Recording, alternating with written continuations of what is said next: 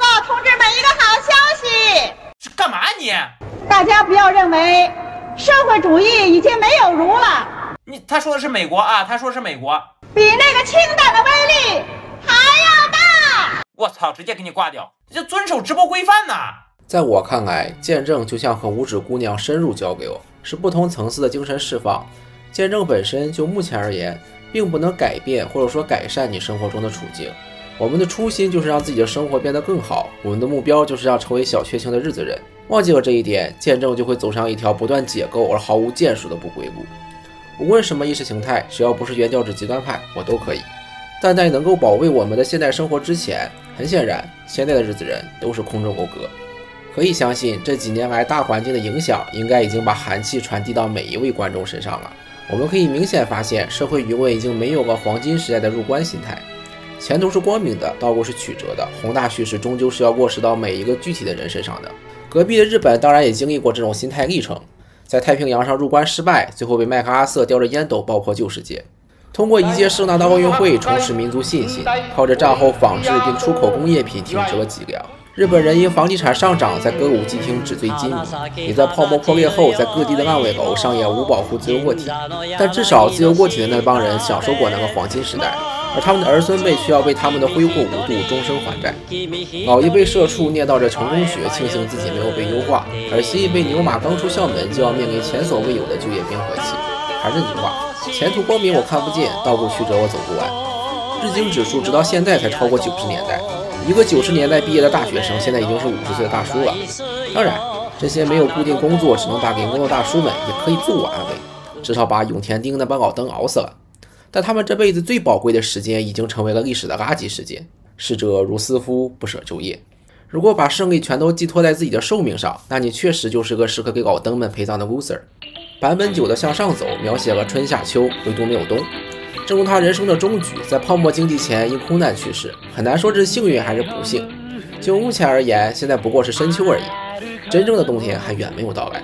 一场秋与一场寒。最开始大家以为只是一个县城的公交车停运，后来是一个地方的知府进去了，直到最后，大家才切身感受到东北化的危机蔓延。有在海边修建室内冲浪场的地方政府，有把全国河道都贴混凝土瓷砖的有田町，有随自己喜好就在崎玉县修建大白象工程的日本首相。有这样一群取之既锱铢，用之如泥沙的花钱先锋队，日本人民何愁自己的通胀不够大，钱包不够扁，负债不够多呢？东亚地区经济危机从来都不是欧美那种山体滑坡，让时代的大山压死普通人，而是杀鸡放血，用忠诚的百姓当缓冲垫。青瓦台号召全民共赴国难，把真金白银换成金圆券，结果自然是百姓的钱3-7分成，豪绅的钱如数奉还。如果郭如来的国运还能向上走，这些当然只是一些发展中的曲折探索。历史向来是宜粗不宜细的，只要结果是好的，后人也不会多么较真过程。但这是一个光明论需要2次求导，国运回升向好趋势进一步增强，对未来的信心比黄金更宝贵的时代。和一般的见证人不同，我一般都会在指出问题的同时给出我的解决方案，能润就润，不能润就考公考编，到年龄了就去买纳指 ETF。我本科4年功德圆满，成绩及格，证书齐全，没入 party， 也没有参加任何浪费时间的学生组织。感谢口罩时代给了我充足的不受打扰的时间，做我自己想做的事情。可以说我大学4年学到的有用技能都是我自学的。顺带说一句，在学历贬值的大背景下，想通过考研来逃避就业是一个很不切实际的想法。你现在找不到工作，3年后更找不到。如果你认为国运在未来的10年、20年内没有掉头向上的可能，而你英语又恰好可以，那么你就应该跟上报数的节奏。当然，各位看到这个视频的时候，我已经跟上了报数的节奏。外国的月亮圆不圆，我要自己去看看。润这个词，每个阶层都有自己的社会含义。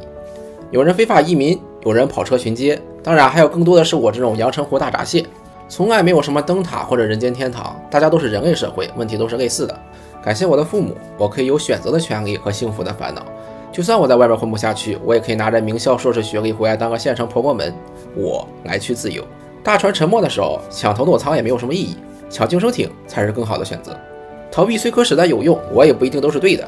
如果你英语不好或者下不了背井离乡的决心，我一律建议考公考编，在这个最有可能的避风港里苟下去，到沿海去，到大城市去，到编制去，到为最广大中产市民服务的地方去。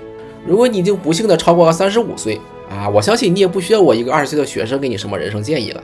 我上高中的时候，正好是第1届高考改革，到在2020年的疫情胜利中选择读历史学专业。我从来都不是为了什么赚大钱。纵观古今中外，只有历史这门学科是不会过时的，这就是历史学的护城河。我一贯是不建议学理工科的，在双循环脱钩和产业升级失败的两面包夹之势下，底层理工科的就业只会比底层文科更惨烈。要不去非洲打灰，要不面临未来20-30年放血般缓慢且不可逆的产业转移。而且就算产业升级成功了，看看宁德时代的例子吧，你仍然没有好果子吃。钱少事多离家远，从来不是因为蛋糕不够大，而是因为你没资格去切蛋糕。而且我相信，在经历了22年的几次大反转以后，也没人相信世界大战会在短期内爆发了。我们正处于并且当长期处于经济危机下，反正做题家选什么专业都是失业，不如赌一把大的。相比较于只能考3不限，不如选特定文科专业，将考公考编作为缓兵之计，坐等时代机遇。当开放的大门再次打开，需要像80年代从头学起和国际接轨，需要从头建构一个新世界的时候，春天或许会来到的。讲事实、讲科学、讲逻辑，一向是本频道的创作基础。事先声明，我的解决方案一定做不到一劳永逸解决问题，那是神仙上帝的角色。但是我的解决方案一般能避免时代的尘埃落在我们这类普通人身上变成大山。我或许给大家指明了方向，但人生的航船还是需要每个人亲自掌舵、亲自乘船。无论各位选择了什么样的人生道路，都是习得文武艺或与帝王家。不产生社会价值的职业终究是要被淘汰的。那些妄图开历史倒车，把原子化的社会再集体化的我只能说很适合给前30年陪葬。我们的父辈能够建造并维护这个现代社会，恰恰是因为把人这个最基础的生产要素从那些形形色色的人为限制中解放出来。请大家记住，没有什么真的需要各位去解决、去拯救、去解放。做好一个粗糙的利己主义者，就是你不到100年的人生最大的贡献。无论是家庭还是社会，都是由个人组成的。现实的问题不是各位的错，但我们仍然要对自己负责。如果每个人都能实现自己的幸福，那这个原子化的社会就是人间天堂。